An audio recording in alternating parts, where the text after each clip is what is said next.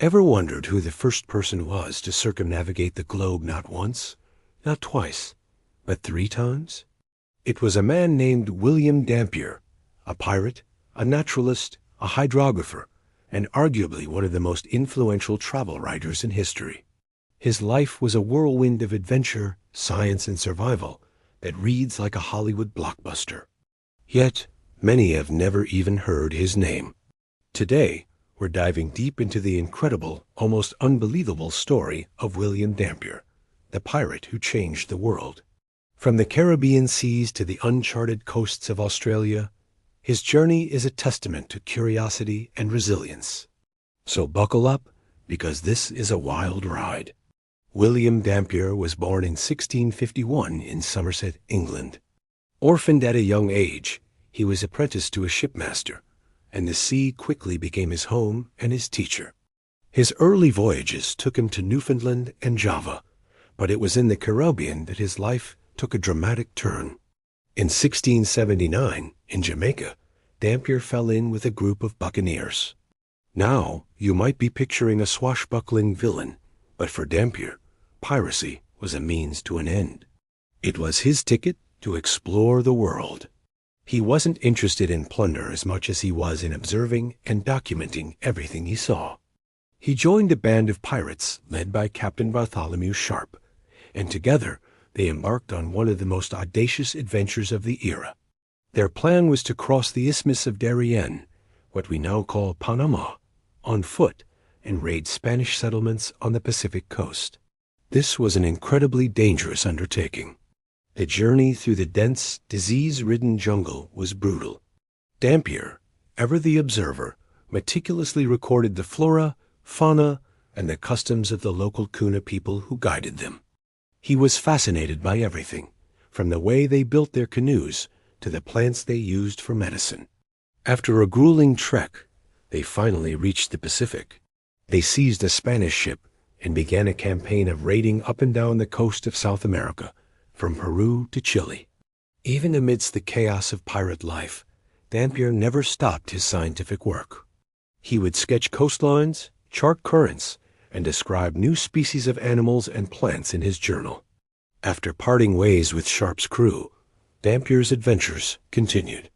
He sailed with another notorious pirate, Captain John Cook, aboard a ship aptly named the Revenge. This voyage would take him across the Pacific, a vast and largely unknown ocean at the time. They sailed via the Galapagos Islands, where Dampier was one of the first Englishmen to describe the giant tortoises and marine iguanas. His detailed descriptions would later fascinate a young naturalist named Charles Darwin. From there, they pushed westward, landing in the Philippines and eventually making their way to the coast of what was then called New Holland.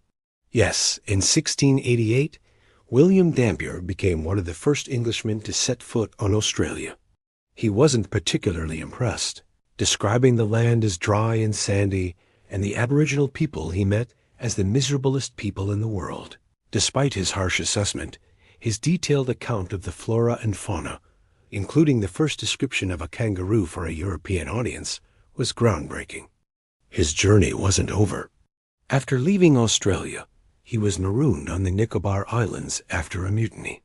Undeterred, he and a few loyal men managed to acquire a small local canoe and sailed it across the open sea to Sumatra in a terrifying, storm-tossed voyage. He eventually made his way back to England in 1691, after 12 long years away. He had nothing to his name except for his precious journals and a man named Geely, a tattooed prince from the Spice Islands whom he had acquired as a curiosity. He was forced to sell Geely to make ends meet, a sad episode in his life, but his journals were his true treasure. In 1697, he published A New Voyage Round the World. It was an instant bestseller. The public was captivated by his vivid descriptions of exotic lands, strange creatures, and daring adventures. Unlike other travelogues of the time, which were often dry and academic, Dampier's writing was personal, engaging, and filled with incredible detail. He introduced words like barbecue, avocado, and chopsticks to the English language. His book was a sensation, influencing writers like Daniel Defoe, who likely based Robinson Crusoe partly on Dampier's accounts, and Jonathan Swift, who used Dampier's maps for Gulliver's Travels. The book's scientific value was also immense. His observations on winds, tides, and currents were so accurate that the British Admiralty took notice. They were so impressed that they gave this former pirate a surprising new job, commander of his own naval expedition. In 1699, Captain Dampier was given command of HMS Roebuck and commissioned to explore the east coast of New Holland, the very land he had once dismissed. This was his chance to be a legitimate explorer. The voyage was plagued with problems. His ship was old and leaky, and his crew, a mix of naval officers and former pirates, was unruly. The naval officers resented being commanded by an ex-buccaneer. Despite the difficulties, Dampier succeeded in charting large sections of the western and northern coasts of Australia and New Guinea. He named Shark Bay after the abundance of sharks he found there, and the Dampier archipelago still bears his name today. He collected hundreds of plant specimens, becoming one of Australia's first botanical collectors. But the Roebuck was failing. The ship was literally falling apart. On the voyage home, it finally sank off Ascension Island in the Atlantic. Dampier and his crew were marooned for 5 weeks before being rescued. He had managed to save his charts and some plant specimens, but he returned to England to face a court-martial for the loss of his ship and for mistreating one of his lieutenants. He was found guilty and barred from commanding any more naval vessels. It seemed like his career was over. But the sea wasn't finished with William Dampier. In 1703, he was hired as a privateer, a legal pirate, essentially to command another expedition to the Pacific. This voyage was a complete disaster. It was marked by mutiny, poor decisions, and very little profit. It was during this expedition that one of his crew members, a Scottish sailor named Alexander Selkirk, demanded to be put ashore on a remote, uninhabited island. Selkirk's 4 years of solitude on that island would become the direct inspiration for Daniel Defoe's masterpiece, Robinson Crusoe. Dampier returned to England empty-handed and in disgrace. He was now in his late 50s, and his reputation was in tatters. But there was one last voyage left in him. In 1708, he signed on not as captain, but as pilot and navigator for a privateering expedition led by Captain Woodes Rogers. This would be his third and final circumnavigation of the globe. This time, the voyage was a spectacular success. They captured a hugely valuable Spanish treasure galleon, making everyone on board incredibly wealthy.